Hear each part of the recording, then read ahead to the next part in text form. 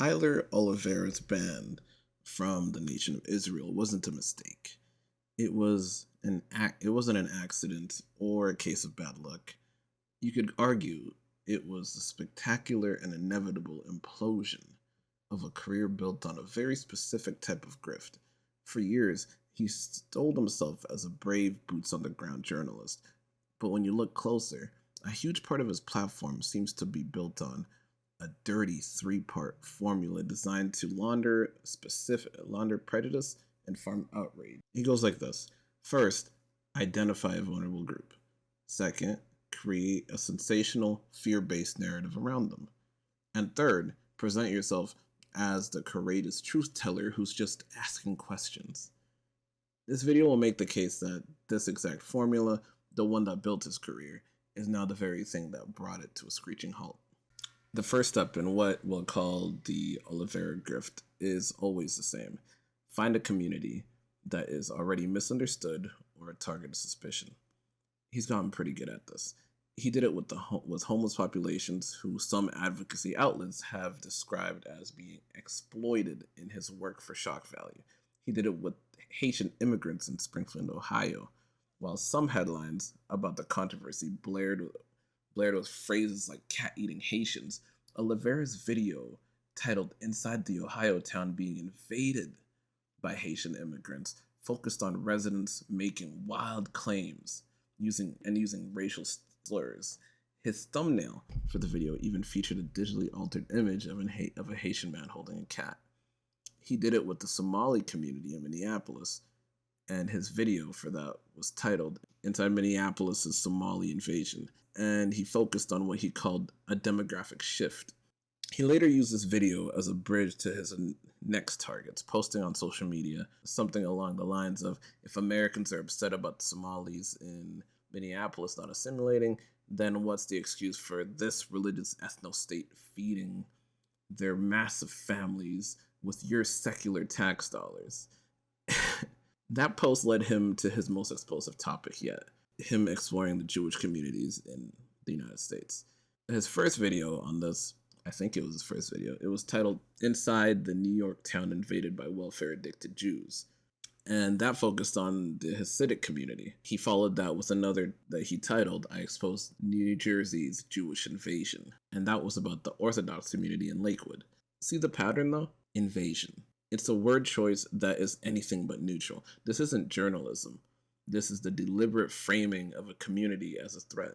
The goal doesn't seem to be understanding, but to package pre-existing prejudice for an audience eager to have their biases confirmed. This isn't documentation, it's provocation. Once the target is picked, the second part of the operation kicks in.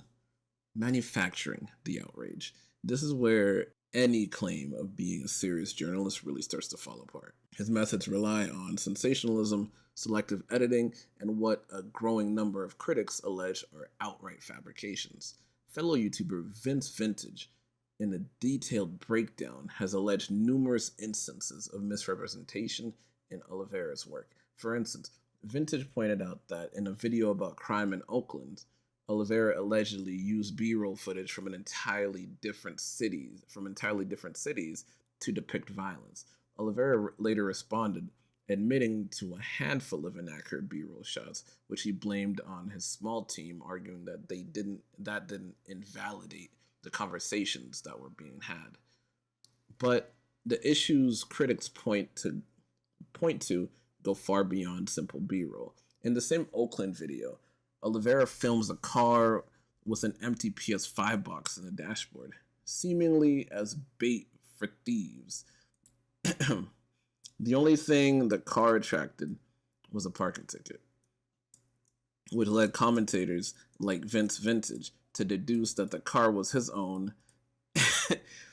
And if that's true, this isn't reporting, it's creating a scenario to confirm a story you've already decided to tell. Critics pointed out to another video in Jamaica where they allege Oliveira suggests his guide abandoned him in a dangerous situation. However, these same critics point to vlog footage from the guide himself that appears to show he was present the entire time. This pattern of exaggerating danger for the camera is a reoccurring theme his critics point to. They argue that while he often claims he's being followed or threatened, the on screen evidence is usually thin, leading them to believe it's drama manufactured for clicks. The goal here is simple: farm outrage by presenting situations as more dangerous and more shocking than they might actually be. He generates emotional reactions doing this, which translate into views, comments, and shares. It's a content strategy that seems to prioritize engagement over accuracy. And it's not about documenting reality, it's about creating a more exciting and more profitable version of it. The brave journalist persona. The final piece of the puzzle is the persona. After targeting a group and manufacturing an outrage narrative, Oliveira positions himself as the brave truth teller, the one willing to go there.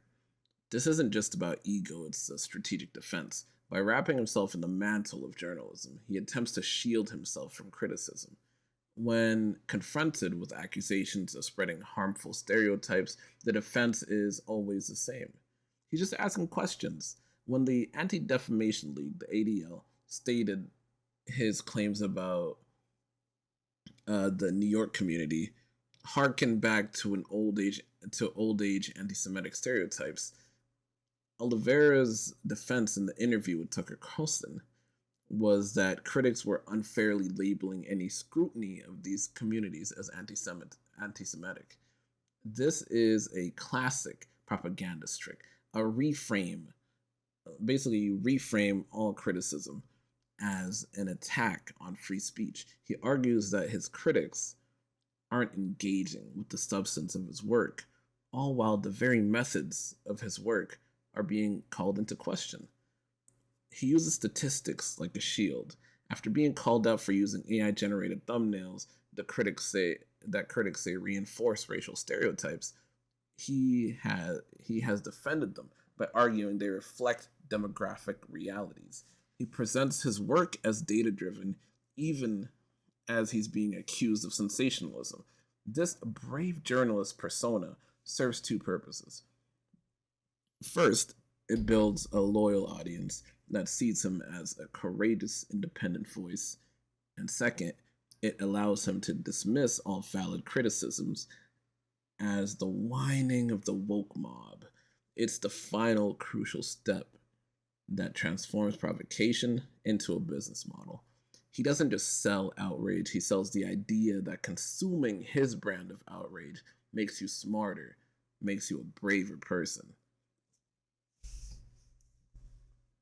In May of 2026, Tyler Oliveira boarded a plane to Tel Aviv. For weeks, he had been teasing the trip, even posting on social media. You guys think Israel will let me in? The answer, as it turned out, was a resounding no. Upon arrival, he was denied entry into Israel and deported.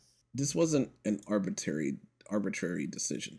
This was the moment the grift collided with the real world on an international stage. The Israeli government, whom I have many criticisms about, such as genocide, they didn't just turn him away. They issued a formal statement. According to multiple reports, Israel's Ministry of Diaspora Affairs and Combating Anti-Semitism stated his activity went beyond legitimate freedom of expression and included inciting statements against Jews and the dissemination of content with anti-Semitic characteristics. The Diaspora Affairs Minister was even more blunt. According to reports from Channel 14 TV, which, has accused Oliveira of coming to the country with the aim of spreading hatred. In a reported statement, the party, Chikil, that's his name. Chikil said that the party is over. Whoever comes here with the goal of sowing hatred can go back where they came from. Crazy. The ministry's statements specifically cited Oliveira's videos on Jewish communities, alleging they pervade anti Semitic stereotypes. This is arguably the inevitable conclusion of Oliveira's formula. His career has been built on entering complex situations with a pre written story, forming conflict, and then leaving. But this time he wasn't just ratioed on Twitter, he was barred from entering a sovereign nation. Being banned by a foreign government for incitement is a consequence you can't easily spin. It's an official statement that your journalism is being seen not as journalism, but as a genuine threat. The tactics that worked on vulnerable communities in the US failed spectacularly when aimed at a nation state such as Israel, which, again, genocidal maniacs, with the power to say no. The grift had finally hit a wall, and he couldn't talk his way past it. The party was over. So what does this all mean? So we land here at the culmination of this particular arc. And what we're looking at with the Israel ban isn't a singular event. It's the logical conclusion of a praxis. It's the validation for a lot of people who understood that Tyler Oliveira's work wasn't about journalism, but about a cynical, repeatable process of targeted harassment sold as intellectual curiosity. See, what he perfected was a kind of alchemy of prejudice. It's the process of taking these old, ugly ideas about the marginalized, the homeless, Haitian immigrants, the Somali diaspora, Jewish communities, and laundering them through the apparatus of just asking questions. He took the raw material of suspicion and animus and repackaged it for a digital public that has an insatiable appetite for conflict. The playbook was always consistent. Identify a group, frame them as an invading force, and then provoke a reaction. But there's a material limit to that kind of work. The Israeli ban suggests that the business model of digital provocation has a ceiling, one made of a geopolitical reality. There are, it turns out, real world consequences when the performance of journalism gets recognized as incitement by a sovereign state. The persona of the brave truth teller, of the edgy documentarian, loses its structural integrity when a government formally identifies your work as a threat. The mask doesn't just come off, the entire stage collapses. And I think the bigger question that leaves us with that leaves us with isn't just about Tyler Oliveira. It's about the media ecosystem that makes this playbook so viable in the first place. His model is still out there, being replicated. So the real question becomes, what does it say about our contemporary media diet that there's such a market for this kind of content? And what does it mean when the only thing that can stop it isn't platform accountability or audience discernment, but the hard power of a nation state? When will the party be over for the next guy and the guy after that? And more importantly, why was the party ever allowed to begin?